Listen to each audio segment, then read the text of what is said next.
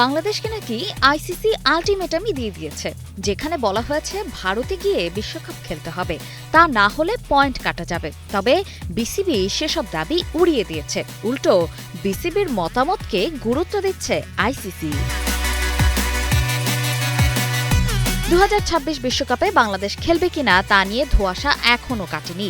নিরাপত্তা ইস্যুতে ভারতে খেলতে না চাওয়ার উদ্দেশ্য জানিয়ে বিসিবি আইসিসিকে একটি মেইল করেছে ইতোমধ্যে।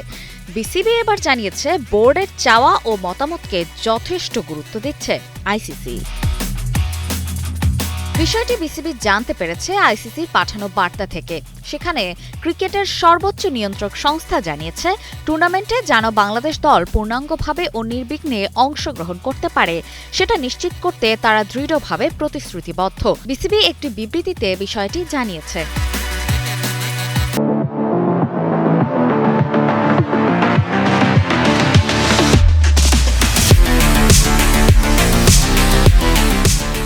নিরাপত্তা সংক্রান্ত বেশ কিছু উদ্বেগ প্রকাশ করেছিল বিসিবি। সেসব সমাধানে বিসিবির সঙ্গে ঘনিষ্ঠভাবে কাজ করতে আগ্রহীও বলে জানিয়েছে আইসিসি। একই সঙ্গে ইভেন্টের বিস্তারিত নিরাপত্তা পরিকল্পনার অংশ হিসেবে বিসিবির মতামত ও প্রস্তাবগুলো গুরুত্ব সহকারে গ্রহণ ও বিবেচনা করা হবে বলে আশ্বাস দেওয়া হয়েছে। 7 ডিসেম্বর ক্রিক ইনফো দাবি করেছিল বাংলাদেশকে নাকি আইসিসি আল্টিমেটামই দিয়ে বসেছে, যেখানে বলা হয়েছে ভারতে গিয়ে বিশ্বকাপ খেলতে হবে, তা না হলে পয়েন্ট কাটা যাবে। তবে বিসিবি সেসব উড়িয়ে দিয়েছে।